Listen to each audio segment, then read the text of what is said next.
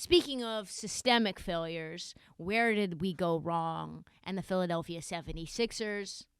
I don't know that there's anything more exemplary of this issue than my man, Markelle Fultz. Yeah. Do you remember Markelle Fultz? If you're a Sixers fan, for sure. The rest of NBA, especially casual fans, he was a blip in the radar. He was a quick little number one overall consensus piece. Was he consensus? Because the Boston Celtics didn't think so. And he got lost in the shuffle, which is wild considering number one pick in the 2017 draft. And that was the guy, the key cog, the piece that the Sixers were waiting for in the process to put it all together. We need a point guard that can score, that can be the floor general, like a lesser version of Damian Lillard.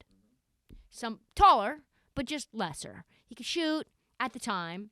He could distribute at the time, and he was the man. What do they need Jason Tatum for? They already have a wing, right? They already have wings. They need a point guard, and that was Markelle Fultz. And that seems pretty insane to say in hindsight because he entered the NBA with a decent shot, and then all of a sudden, maybe it's broke as hell. Maybe it really smells broken jumper. He went from being able to shoot well. Like, if you look at his YouTube film, which I did, at Washington, UW, Huck the Fuskies, as an Oregon Duck fan, that's a non sequitur. But all of a sudden, it just busted. It was just gone. Just not being able to shoot at all. Like, just a push shot, it was like his elbow was broken. And then, being the number one pick, it was under a microscope. What's wrong with Markelle Fultz? What's happening with the shot? Nobody that I remember has had their jump shot dissected more by people who have never played basketball in their life more than Markelle Fultz. Like, we're all just like, maybe it's the elbow. Maybe he shoots with the wrong hand. What's going on? Is there something wrong with his shoulder? And there's like hundreds and hundreds of articles about this, and the Sixers are scrambling. Now they're hiring coaches and developers and scientists and like algorithm specialists just to fix Markelle Fultz's jump shot. Yeah, interior designers, literally everyone under the sun who has any bit of creativity to be able to fix him. And it was ugly.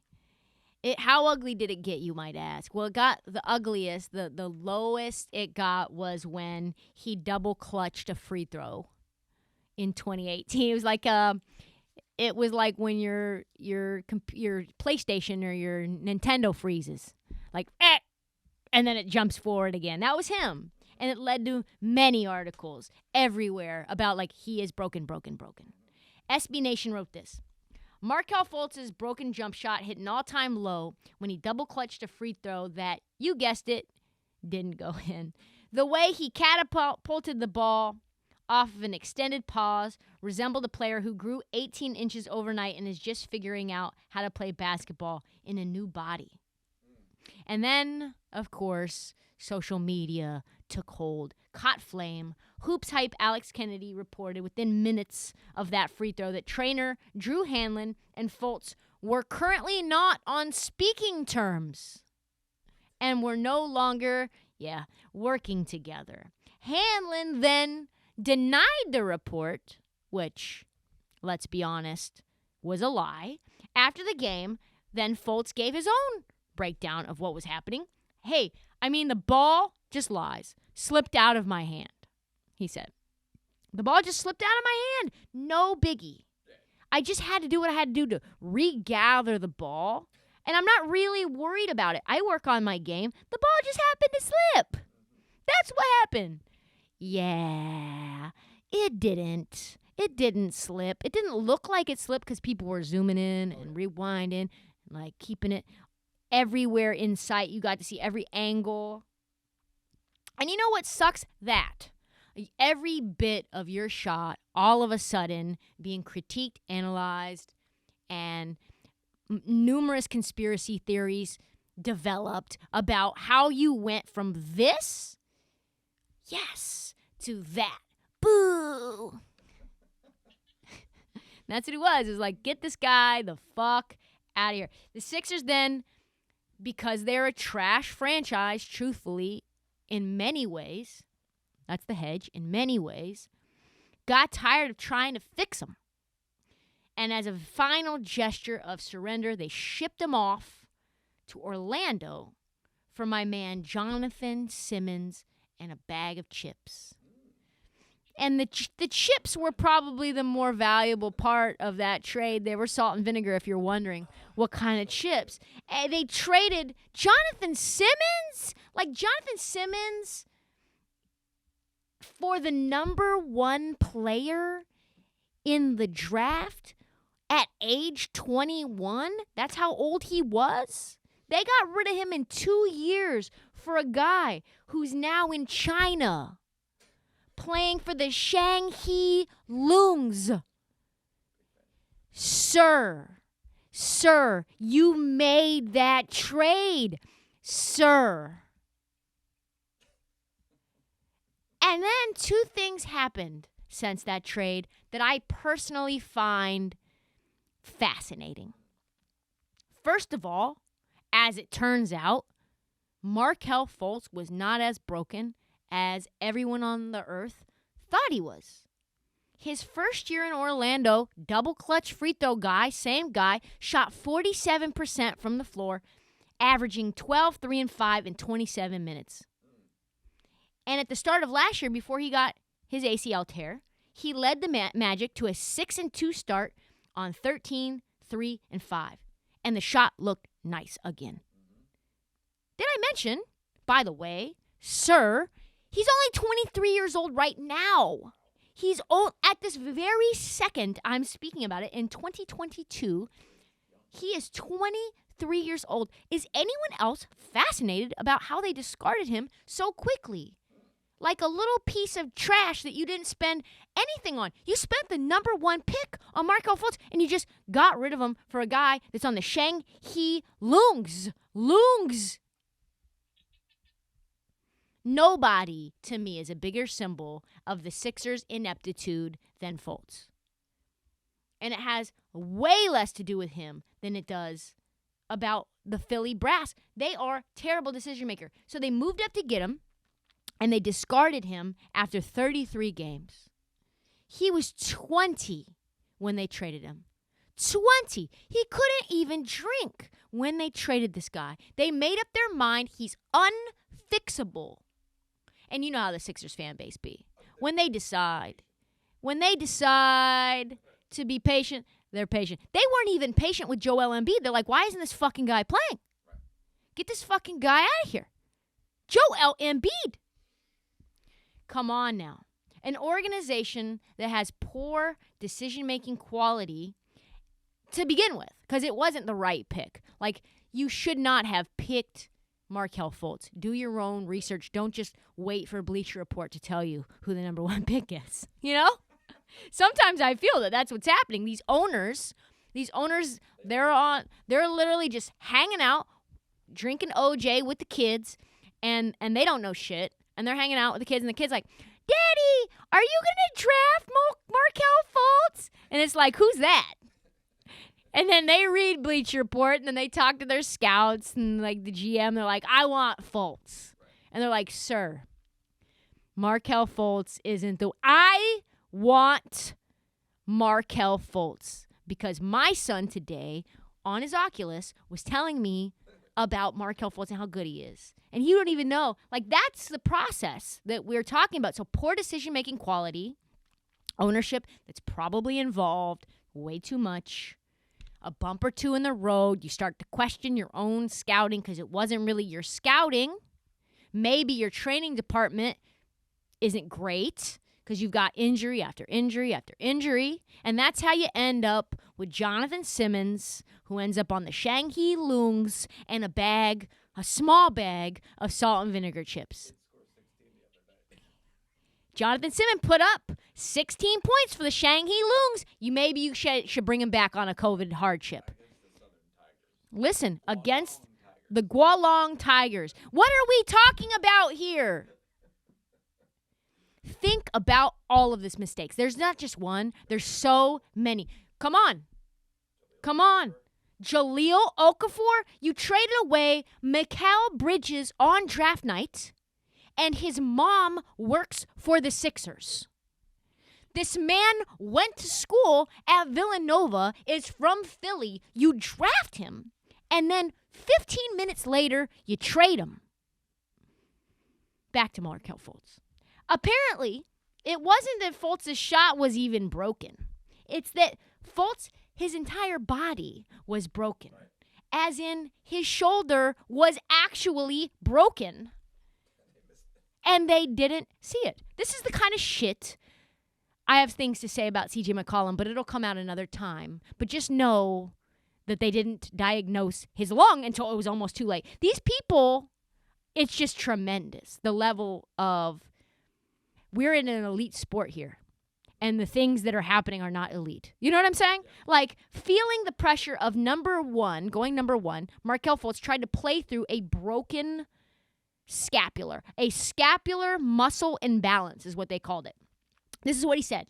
You know, people just don't know my love for the game. Growing up in the area I grew up in, you have bumps and bruises, and that's where it becomes a business, taking care of your body. And me being who I am, loving the game so much, I feel like although my shoulder was messed up, I can hit my shoulder was messed up. I told no one. When they were clowning me, I didn't even say, hey, there's something going on with my shoulder. I'm playing through injury. That's the kind of baller he is. This is what he said. I felt like I can contribute to the game and help my team win. So I wanted to go out there and just compete and have fun with the game. Did you have fun, Markelle Fultz? Was that fun for you? Also, it was my first year, and I think I did a poor job of communicating to my agent and to my family what I was feeling. And instead of just going out there and trying to compete without expressing what I was feeling. And all I was doing was making it worse. Hell yeah, you were. Literally everybody thought you were just a bum now. A bum. How long was this injury a problem, you might ask? Turns out, pretty much the entire time he was in Philly. Literally before he even arrived. Actually, my shoulder started hurting before training camp my rookie year. But I just thought it was from how much work I was putting in, all those shots. Me from shooting so much that my shoulder was just sore. Pause. Excuse me. Where was the training staff in all of this? Sixers? They had to have known that something was wrong. You saw what his shot looked like. You're watching him like, something's not right here. I can see when my co-hosts haven't slept one less hour the night before. If Markelle Fultz, my number one pick, was in the gym and I'm watching, I'm like, hey, you good? Because, you're a little twisted up right now. But no, they tried to force him to change his shots in a way that put more pressure on his fucking shoulder. Are you kidding me? I've been waiting to do this segment for probably 2 months now. I'm incensed. Fultz concluded, I tried to work through it. I'm in the gym, shooting thousands of shots on a broken shoulder. I'm trying to shoot through it, and the whole time I just made it worse. Is this not heartbreaking? But again, the mindset that I had, I'm just trying to grind. I'm trying to continue to work through these issues, not knowing I'm making it worse. Pause. Again, training staff, that's your job, not his job, to diagnose and put together a plan of, hey, don't shoot thousands of these shots. Maybe get yourself into a sling. I don't know. Maybe just me. Again, I'm just young, being selfish, I guess I would call it, in a sense, not understanding my body. And I think that was a big part of it. And once again, once I communicated, Markelle, pause. You shouldn't have to say a word. You can see it in his broken fucking jumper. His body, you saw it. His shoulder was twisted. Turns out he had thoracic outlet syndrome. Another thing people don't know, thoracic outlet syndrome is not diagnosed through an MRI or a CAT scan. It's very hard to diagnose, and it's a big part of why in the beginning he says, I kind of thought nothing was going on. And I just thought, it was my shoulder, because when I got scans and MRIs, they didn't see anything. But I had to just keep going, had to just keep shooting. I went from shooting 40% in college to coming into the NBA. And now, I don't know, becoming a meme. Becoming a meme.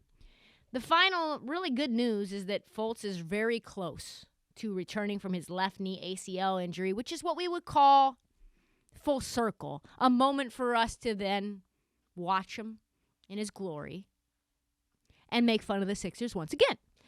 Now that his shoulder is 100%, he's feeling good. And he's ready to get back onto the court. This is what he said. I took a big step in this summer. We were watching film, understanding the game. It's slowing down for me even more.